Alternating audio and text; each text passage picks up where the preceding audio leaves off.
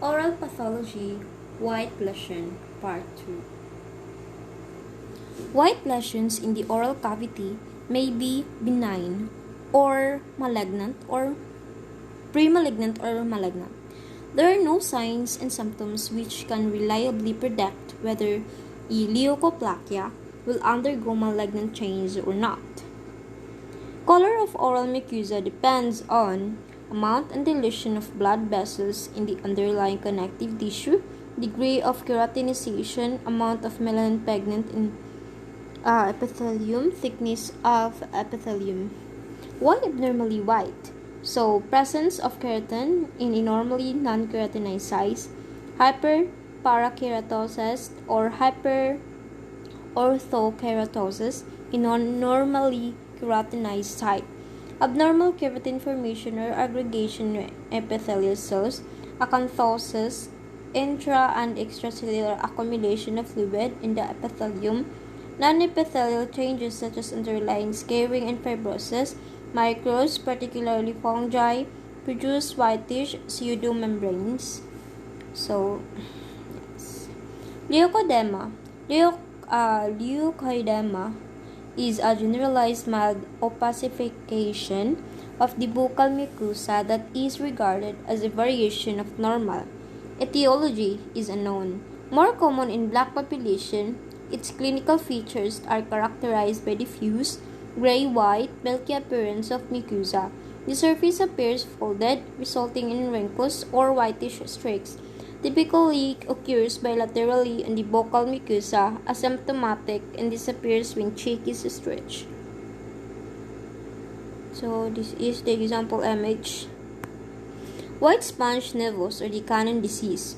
Its etiology: point mutations for genes coding for keratin 4 and keratin 13, which leads to defective keratinization of the normal oral mucosa. Its clinical features usually appear at birth or an early childhood. Symmetrical, thickened, white, corrugated, or velvety, diffuse plaques affect the buccal mucosa bilaterally. May affect ventral tongue, labial mucosa, soft palate, alveolar mucosa, and floor of the mouth as well as extraoral mucosa, and it does not appear when cheek is stretched, asymptomatic. So this is the example image, and it is the heredity benign intraepithelial dyskeratosis. So frictional hyperkeratosis, related to chronic rubbing or friction against an oral mucosal surface, occur in areas that are commonly traumatized, such as the lips, lateral margins of the tongue, buccal mucosa along the occlusal line, and edentulous alveolar ridges. Edentulous ridges and vestibules may be affected in denture wearers. So these are the examples pictures of the frictional hyperkeratosis.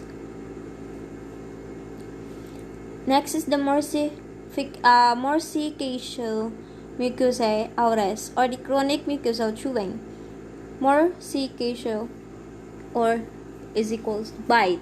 So located most frequently on the buccal mucosa, morsicacio-buccarum, labial mucosa, morsicacio-labiorum, lateral border of the tongue, morsicacio-linguarum. So a higher prevalence of classic morsication mucosae aures has been found in people who are under stress or who exhibit psychological conditions. Thickened, shredded, white areas may be combined with intervening zones of erythema, erosion, or focal traumatic ulceration. So this is the example. Smokeless tobacco keratosis, snuff pouch, tobacco pouch keratosis. Next is the nicotine stomatitis, smoker's palate. Develops in response to heat rather than the chemicals reverse smoking. Habit produces a pronounced palatal keratosis with long-term exposure to heat. The palatal mucosa becomes diffusely gray or white, numerous slightly elevated, papules are noted, usually with punctate red centers. Such papules represent inflamed minor salivary glands and their ductal orifices. The leukoplakia. It is a white patch or plaque that cannot be characterized clinically or pathologically as any other disease. Non-scrape bite. Always associated with the habit, pre-malignant lesion, etiology, tobacco, alcohol, sanguinaria candida, HPV 16 and 18. So first, the forms of leukoplakia. First, the homogeneous. Second, it is the example of non-homogeneous. The proliferative verrucous leukoplakia, some white exophytic growths, hairy leukoplakia, hairy tongue, so it the